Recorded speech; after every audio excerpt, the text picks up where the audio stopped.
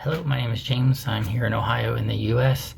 I, 2.5 years ago, was prescribed Xanax at a pretty high dose of 6 milligrams a day to stop panic attacks. Over the course of that 2.5 years, developed dependence and tolerance that would require the dose to be raised in order to achieve any real effect. So I went the opposite direction and started lowering the dose out of concerns for my short-term memory and just the need to raise the dose. Finally getting down to a level where the psychiatrist agreed that I could come off of the medication by stopping Xanax and switching to Valium.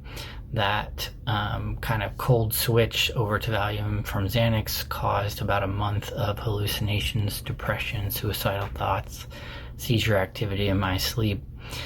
And at this point now, I no longer follow the directions of the psychiatrist, but more the directions of the Ashton manual, which will require me to do about 30 medication dosage reductions over the course of 8 months in order to minimize the side effects of coming off of a benzodiazepine.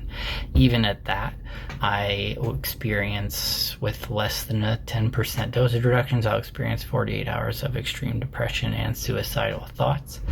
If I had to give my 2 cents on what benzodiazepines are to patients and prescribers, I would simply call them suicide pills. I think they absolutely give the prescriber the power to induce suicidal behavior in their patients at an extremely high percentage. That is not well understood, or certainly not a commonly held belief by the psychiatric community of professionals. For example, my psychiatrist, who is a very prominent psychiatrist, is at the largest hospital in the area, prescribed me 200 tablets with a Valium with simply a label that says use as needed. And that's the kind of carelessness that you meet with these drugs. Another example would be that a second opinion psychiatrist I saw not only encouraged me to use the medication and that I wasn't experiencing withdrawal symptoms, but also charged me an extra $200 for discussing any therapies that did not include pharmaceutical medications. So the scales are really stacked against you if you are trying to avoid or come off of these medications at the moment. I would love to see that change.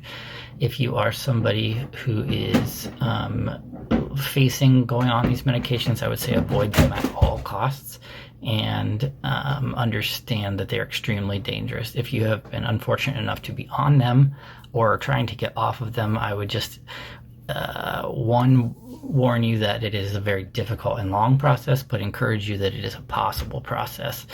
And many people come off of much more severe situations than mine and live a normal life afterwards.